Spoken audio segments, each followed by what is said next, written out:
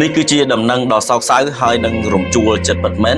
សម្រាប់អ្នកគាំទ្រទូទាំងពិភពលោកគ្រីស្ទៀន រ៉ូណាល់ដូបានប្រកាសថានឹងលាឈប់ពីបាល់ទាត់នឹងការចាប់ផ្ដើមទំព័រជីវិតថ្មីនាពេលខាងមុខកំពូលខ្សែប្រយុទ្ធឆ្នើមនឹងជាវីរបុរសបាល់ទាត់ពិភពលោកគ្រីស្ទៀន រ៉ូណាល់ដូដែលបានបន្សល់ទុកកំណត់ត្រាដ៏ស្ទើរតែមិនអាចមានអ្នកណាតាមទាន់ដោយរកគ្រាប់បាល់បានជាង950គ្រាប់សម្រាប់ក្លឹបនិងជម្រើសជាតិបានធ្វើឲ្យអ្នកគាំទ្ររាប់លានអ្នកជុំវិញទូទាំងពិភពលោកកំពុងតែមានភាពក្តុកក្តួលនិងអាឡោះអាល័យយ៉ាងខ្លាំងបន្ទាប់ពីរូបលោកធ្លាប់បានទម្លាយថាពេលវេលានៃការចាក់ចេញពីវាស្មៅគឺឆាប់នេះឬក៏ក្នុងរយៈពេល1ទៅ2ឆ្នាំទៀតតែប៉ុណ្ណោះឆ្នាំចុងក្រោយនៃក្តីស្រមៃនៅក្នុងបទសម្ភាសន៍ដ៏រំជួលចិត្តមួយជាមួយនឹងទស្សនាបតី Watch កីឡាករគ្រីស្ទៀន រ៉ូណាល់ដូបានថ្លែងទាំងក្តីអាឡោះអាល័យថានេះប្រហែលជាឆ្នាំចុងក្រោយបង្អស់នៃជីវិតជាកីឡាករបាល់ទាត់របស់ខ្ញុំហើយខ្ញុំចង់បន្សល់ទុកនៅកេរដំណែលដ៏អស្ចារ្យបំផុតមួយលោកបានបន្ថែមទៀតថាផ្លូវជីវិតបន្ទាប់ពីការព្យួរស្បែកជើងត្រូវបានរៀបចំផែនការយ៉ាងច្បាស់លាស់រួចរាល់ទៅហើយខ្ញុំមានរឿងរ៉ាវជាច្រើនដែលត្រូវធ្វើបន្តដូច្នេះដើម្បីប្រាប់អ្នកគឺបានត្រឹមតែមួយមុខគឺវាពិតជាពិបាកណាស់ដោយលោកបានរៀបរាប់អំពីការធ្វើដំណើរកម្សាន្តនិងការលេងកីឡា Padel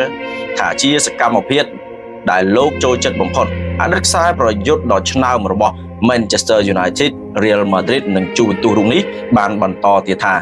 ដោយសារតែការចាក់ចេញពីបាល់ទាត់អាចជាការចងចាំដ៏ធំធេងមួយដូច្នេះអ្នកត្រូវតែបំពេញពេលវេលានេះតាមវិធីផ្សេងៗជាច្រើនមិនមែនត្រឹមតែមួយមុខនោះទេ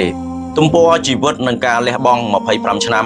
ត្រឹមតែប្រមាណថ្ងៃបន្ទាប់ពីការបង្ហើបព័ត៌មានដ៏សោកសៅនេះរ៉ូណាល់ដូបានដឹកដៃគូស្នេហ៍ដ៏មានភក្ដីភាពយូរអង្វែងរបស់លោកគឺនាង Georgina Rodriguez ចូលរោងការនៅក្នុងពិធីមង្គលការដ៏សមរម្យមួយនិងពោពេញទៅដោយភាពកក់ក្ដៅ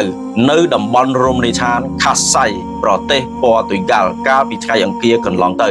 លោកបានប្រាប់ទស្សនាបតី Watch ថាលោកចង់បន្តរីករាយជាមួយនឹងអ្វីដែលខ្ញុំបានខិតខំប្រឹងប្រែងបង្កើតឡើងអ្វីដែលពួកយើងបានលះបង់រួមគ្នាពីព្រោះបន្ទាប់ពីភាពជោគជ័យទាំងអស់នេះគឺវាជាពេលវេលា25ឆ្នាំហើយដែលពោពេញទៅដោយការលះបង់យ៉ាងធំធេងបំផុត